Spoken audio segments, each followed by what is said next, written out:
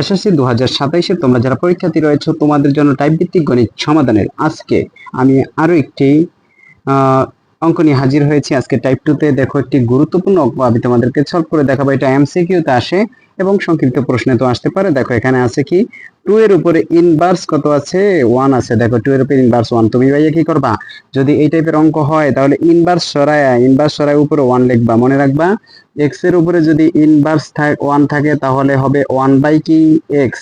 এই শর্ত। তো এখানে দেখো 2 এর উপরে ইনভার্স কত আছে, 1 আছে। সো তুমি কি করবা, এই যে ইনভার্স 1 থাকলে 1 বাই এক্স হইছে, এখানে 1 বাই কত হবে, 2 হবে।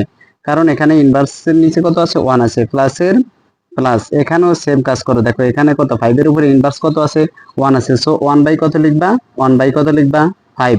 তার উপরে কি ইনভার্স কত, 1।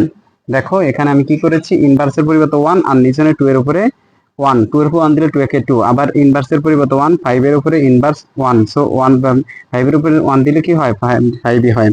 এবার তোমার দেখো যোগ আর বিয়োগ থাকলে লসাগু করবা। সরল অঙ্কে যোগ বিয়োগ থাকলে কি করতে হবে, লসাগু। এখানে দেখো 5 আর 10, 5 আর 2, 5 এবং 2 এই দুইটা লসাগু যায় না, যেহেতু 5 আর 2 লসাগু যায় না, 5 আর 2 গুণ করে দাও। 5 দুগুণা কত, 10। 5 দুগুণা কত, 10। কথা বুঝছো, 5 এবং 2 এই দুইটা লসাগু করা যায় না, যেহেতু লসাগু করা যায় না, হুবহু দুইটাকে গুণ করে দিবা। এবার 2 দ্বারা 10 কে ভাগ করো। 5 দুগুণা কত, 2 একে 2, 2 দুগুণা 4, 3 দুগুণা 6, 4 দুগুণা 5 দুগুণা 10, 5 বার যায়। ওই 5 দিয়ে উপরটার সাথে গুণ করো, 5 একে 5, প্লাসের প্লাস। এবার এই 5 দ্বারা 10 কে ভাগ করো, 5 একে 5, 5 দুগুণা 10, 2 বার যায়। এবং উপরে আছে কি ইনভার্স 1। এবার তুমি যোগ করে দাও, যোগ করো। দেখো নিচে আছে কত, 10 এর 10, উপরে 5 আর দিয়ে কত, 7, এবং ইনভার্স কত, 1। এবার তোমার ইনভার্সের পরিবর্তে উপরে কি বসাবা, ইনভার্সের পরিবর্তে উপরে 1 বসাবা। উপরে 1, নিচনে হচ্ছে কত, নিচনে 7, ভাগ হচ্ছে কত, 10। মনে রাখবা ইনভার্সের পরিবর্তে উপরে কি হয়, ইনভার্সের পরিবর্তে এই যে ইনভার্সের পরিবর্তে 1 এবং 7 আর 10, তার উপরে 1 দিলে, 7 এর উপর 1 দিলে 7 একে 7, আর 10 এর উপরে 1 দিলে 10 একে 10। এবার তুমি কি করবে, এটাকে এক লাইন বানায় ফেলো। 1 এর উপরেরটা 1 এর 1 গুণ, এটা উল্টায় দিবা। উল্টায় দিলে নিচনেরটা উপরে উঠবে, উপরেটা কোথায় নামবে, নিচে। দেখো এই যে এটা ভগ্নাংশ আকারে আছে, ভগ্নাংশ উপরেরটা আমরা প্রথমে লিখে দিয়েছি। এবার এটাকে উল্টায় দিবা, নিচনে যে ভগ্নাংশটা আছে এটাকে উল্টায় দিবা। 10 উপরে উঠবে, 7 কোথায় নামবে, নিচে। এখন এই 10টা একটা 10-এর সাথে গুণ করো, 10 একে কত হবে, 10, আর হইছে 7।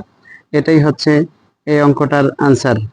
এবং পরেরটাও সেম একই নিয়মে তুমি করবা। দেখো এখানে তোমার সেম কাজ, ইনভার্স আছে, ইনভার্সের পরিবর্তে 1 বাই কি 5, কারণ 1 আছে, প্লাসের প্লাস। আবার সেই ইনভার্স আছে, ইনভার্সের পরিবর্তে 1, নিচে কত, 3, তার উপরে আবার আছে ইনভার্স 1।